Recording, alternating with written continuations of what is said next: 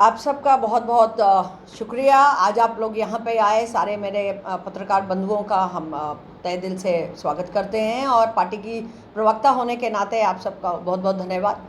आज की जो प्रेस वार्ता हम जिसके लिए हम यहाँ पे बैठे हैं और आप देख रहे हैं, हमारे सारे सीनियर लीडर्स हैं, चाहे वो श्रृंगारी जी हों, मिस्टर सूदन हों, बाली जी हों या संदीप हों, इधर भी संदीप है, निश्चल जी हैं, वो सारे हम लोग यहाँ पे आज एक बहुत इम्पॉर्टेंट प्रेस कॉन्फ्रेंस के लिए हमने आपको कष्ट दिया है।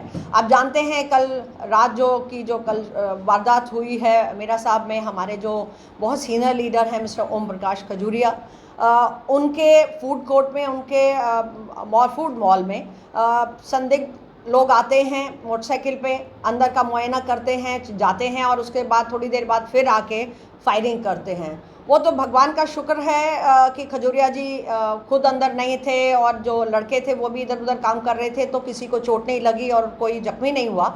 लेकिन बहुत ये एक कंसर्न है कि आज एक नॉर्मल सिटीज़न जो है वो भी इस प्रदेश में सुरक्षित नहीं है।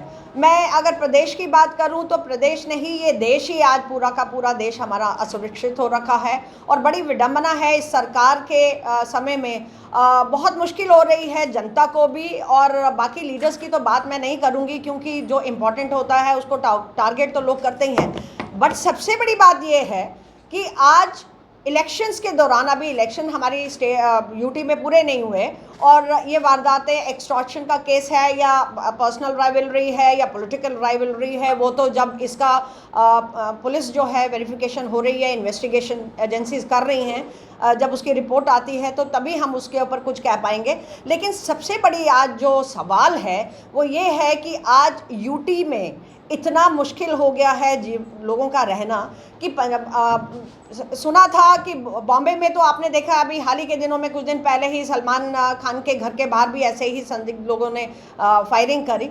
और ये चीज़ें जो हैं, जो सुनी नहीं थी हमने इतने सालों से, ये पहली दूसरी आई थिंक वारदात है जो यहाँ पे हुई है, तो बड़ी विडंबना है। और इसके लिए पूरा का पूरा यहाँ का एडमिनिस्ट्रेशन, पूरा की पूरी पुलिस ये उसके लिए जिम्मेवार है। मैं तो यही कहूँगी पार्टी की तरफ से, क्योंकि जहाँ पे इनका फूड कोर्ट है वहाँ से आई थिंक 20 मीटर की दूरी पे पुलिस पोस्ट है वहाँ पे। उसके बावजूद भी बिल्कुल डर नहीं है इन लोगों को कि वो आते हैं और दिन दहाड़े गोलियाँ चलाते हैं और चले जाते हैं। और दूसरी सबसे बड़ी बात कि जिस इंसान ने इसकी जिम्मेवारी ली है वो ऑलरेडी जेल में है। तो मैं ये पूछना चाहती हूँ वो कैसे उसने इंस्टाग्राम पे ये मैसेज भेजा है। इसका मतलब जेल के अंदर जब हम बोलते हैं कि मोबाइल्स अलाउड नहीं, वो अलाउड नहीं, ये अलाउड नहीं, हमारे चीफ मिनिस्टर साहब को खाना अलाउड नहीं, तो ये जो जितने भी गैंग के लोग हैं इनको टेलीफोन मोबाइल्स अलाउड हैं, क्योंकि उसके इंस्टाग्राम पे मैसेज आ रहा है कि ये जिम्मेवारी लेते हुए। तो इसका मतलब है आज तो चलो वो एक नेता हैं और बिजनेसमैन हैं और बड़े अच्छे बिजनेसमैन हैं, और जहाँ तक मैं उनकी बात करूं, क्योंकि अब पिछले 2.5-3 सालों से मैं पर्सनली उनके साथ जुड़ी हुई हूँ पार्टी के नाते, पर उससे पहले भी मैं उनको बहुत अच्छे से जानती हूँ। मेरे हस्बैंड जब यहाँ डिप्टी कमांडर थे मीरा साहब में खुद, तो तब से मैं जानती हूँ, और इतने सॉफ्ट स्पोकन इंसान हैं वो। एंड सबसे बड़ी बात है सोशल एक्टिविस्ट हैं, लोगों की आवाज़ उठाते हैं, लोगों की प्रॉब्लम्स को सॉल्व करवाते हैं।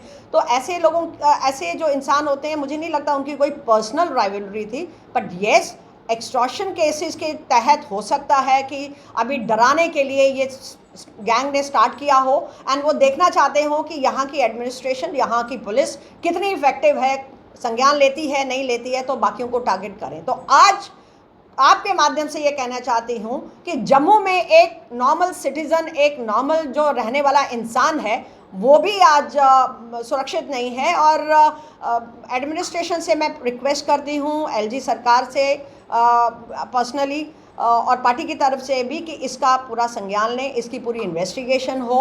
और इसीलिए पार्टी और सारी पार्टियां जो ऑपोजिशन को गालियां तो निकालते हैं, पर हम लोग ये बोलते हैं कि जितनी जल्दी हो सकते आप यहाँ प्रदेश में इलेक्शंस करवाएं, यूटी में इलेक्शंस करवाएं, ताकि एटलीस्ट जो है, जो नॉर्मल इंसान को कोई प्रॉब्लम होती है तो वो अपने चुने हुए नुमाइंदे के पास जा सकता है। एमएलएस होते हैं, इलेक्टेड होते हैं, उनकी जिम्मेवारी होती है लोगों के प्रति।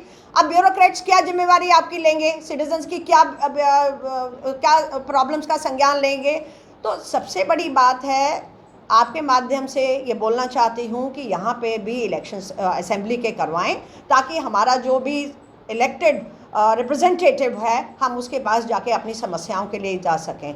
But I am sure lieutenant governor साहब की जो एडमिनिस्ट्रेशन है वो इसका संज्ञान लेंगी और बहुत जल्द पूरी तय तक इस बात के पहुंचेगी ताकि ये वारदातें आगे ना बढ़ें। आपको बताया, आपसी रंजिश तो हो ही नहीं सकती, बिकॉज वो एक सोशल एक्टिविस्ट हैं, लोगों के लिए काम कर रहे हैं, बड़े सॉफ्ट स्पोकन हैं।